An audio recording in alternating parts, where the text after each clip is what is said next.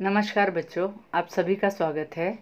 आज हम हिंदी लोक भारती 9वीं कक्षा की किताब से दूसरी इकाई की 8वीं कविता उड़ान पढ़ेंगे, जिसकी विधा है गज़ल, जिसके लेखक हैं चंद्रसेन विराट। बच्चों, इस गज़ल का कुछ भाग हम पहले पढ़ चुके हैं, जिसमें मैं आपको चंद्रसेन विराट जी का जीवन से परिचित करवा चुकी हूँ।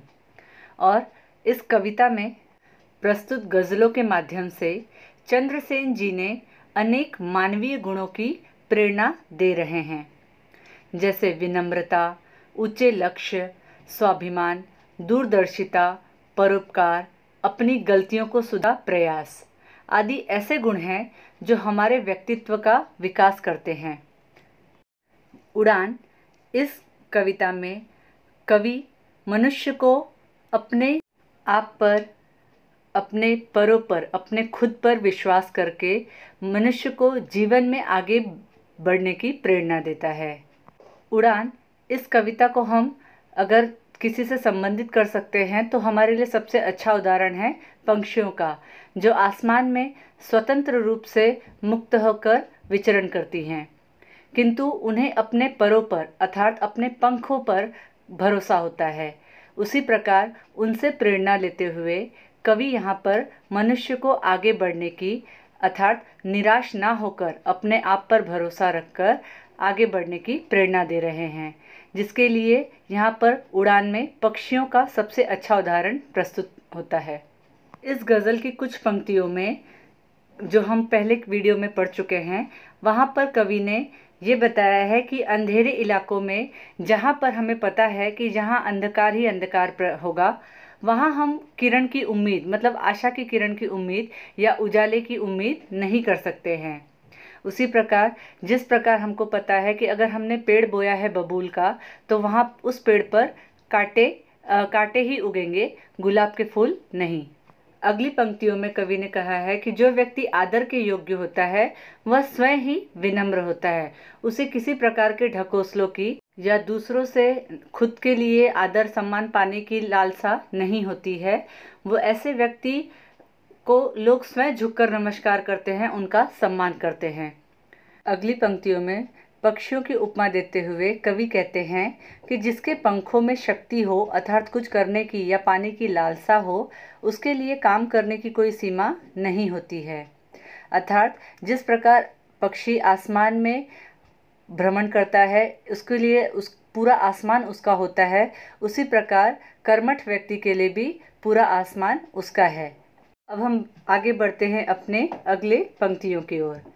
जिसे मन प्राण से चाहा, निमंत्रण के बिना उसके सपन तो खुद ब खुद आते नयन मांगा नहीं करते। इन पंक्तियों का अर्थ इस प्रकार है कि जिसे हम बहुत अधिक चाहते हैं, बहुत प्यार करते हैं, हमें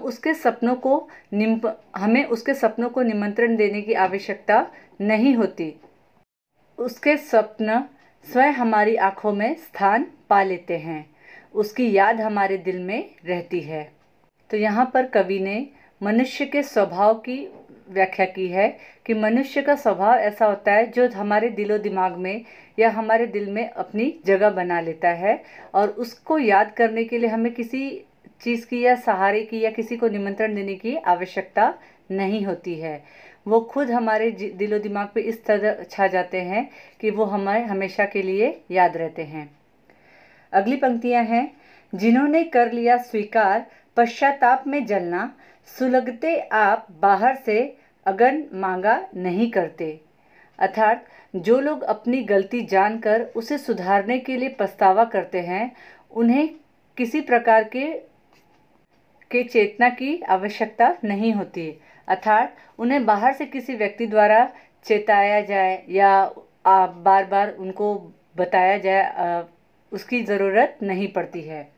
तो यहाँ कहते हैं कि जिन्होंने कर लिया स्वीकार, अर्थात जो अपनी गलतियों को खुद स्वीकार कर लेते हैं या जो पश्चाताप करना चाहते हैं, उन्हें उनकी आंतरिक पीड़ा ही अधिक कष्टदायी होती है। आगे बढ़ते हैं हम अपनी अगली पंक्तियों की ओर।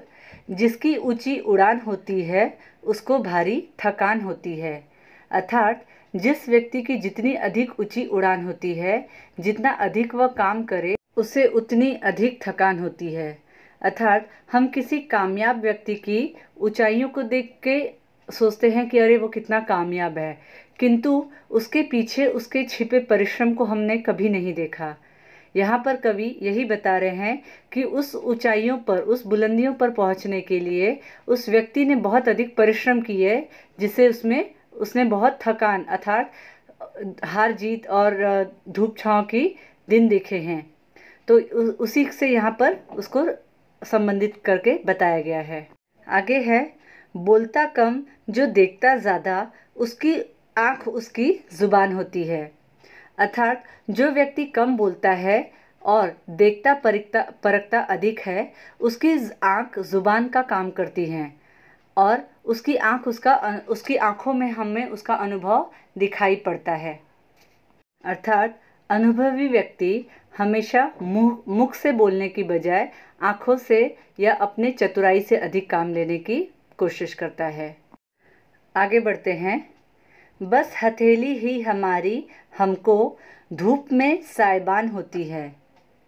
यहाँ साइबान शब्द का अर्थ है छाया देने वाला। तो यहाँ कहते हैं कि जब हम कड़ी धूप में चल रहे होते हैं, उस समय हम अपनी हथेली से ही छाया प्राप्त करते हैं। अर्थात जब हम परेशानियों में या मुश्किल में फंसे होते हैं, तब हमें स्वयं उनका हल ढूंढना होता है, कोई हमारी मदद नहीं करता। यहाँ इस पंक्तियों से अर्थ तात्पर्य होता है कि भगवान भी उसी की मदद करता है जो स्वयं अपनी मदद करता है। तो जब हमें धूप में कोई दूसरा विकल्प नहीं मिलता है, जैसे कड़ी धूप में चलने के वक्त अगर हमारे पास छाता ना हो या किसी कपड़े या टोपी वगैरह का इस्तेमाल अगर हम नहीं करते हैं, तो उस समय हमारा हाथ ही हमारे लिए छांव देने का कार्य करता है। उसी प्रकार कवि ने ये कहा है कि मनुष्य को भी हर परेशानियों को हल स्वयं ढूंढना चाहिए, ना कि किसी के आने की या किसी के मदद की आशा करनी चाहिए। अगली पंक्ति हमारी इस प्रकार हैं। एक बहरे को एक गूंगा दे, जिंदगी वो बयान होती है। अर्थात एक गूंगा जब एक बहरे से बात कर सके, वही असली जिंदगी है। इन पंक्तियों में कवि ने मनुष्य की मुश्किलों को अर्थात कठिनाइयों को समझने के लिए, प्रयास करने के लिए इस पंक्तियों का सहारा दिया है कि एक बहरा या एक गूंगा जब आपस में बात कर सके, वही तो जिंदगी है। अर्थात हर मनुष्य के जीवन में कठिनाइयाँ, तकलीफ़ें आती रहती हैं, किंतु हमें उसका समाधान खोजना चाहिए। आगे बढ़ते हैं। तीर जाता है दूर तक उसका, कान तक जो कमान होती है। जो धनुर्धारी कान तक कमान को खींचता है, कमान अर्थात जो तीरंदाज करते हैं, धनुष बाण चलाते हैं, उसे कमान कहते हैं। तो जो धनुर्धारी कान तक कमान को खींचता है, उसका तीर उतना ही दूर जाता है। अर्थात व्यक्ति अपना लक्ष्य जितना ऊंचा बनाता है, उतनी ही उसकी उपलब्धियां भी ऊंची होती हैं। अर्थात कहा जाता है कि ऊंचा करने के लिए या बड़ा करने के लिए पहले बड़ा सोचो, ऊंचा सोचो, दूर की सोचो, तो इंसान को उसकी उपलब्धियां, उसकी ख्याति, उसके विख्यात, वो सब अपने आप दूर दूर तक फैलती हैं। अब इस गज़ल की आखिरी पंक्ति इस प्रकार है। खुशबू देती है एक शायर की जिंदगी धूपदान होती है।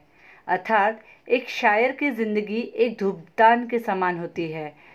जिस प्रकार धूपदान में जलता हुआ द्रव्य अपनी सुगंध से वातावरण को सुवासित करता है, उसी प्रकार शायर की प्रसिद्धि चारों ओर फैल जाती है। तो बच्चों, ये कविता, ये गज़ल यहीं पर समाप्त होती है। हर पंक्तियों का अर्थ मैंने आपको सविस्तार स्पष्ट रूप से समझा दिया है। तो आप इस कविता को पढ़ें, इस कविता से प्राप्त होने वाला संदेश का आनंद लें। तब तक के लिए नमस्कार।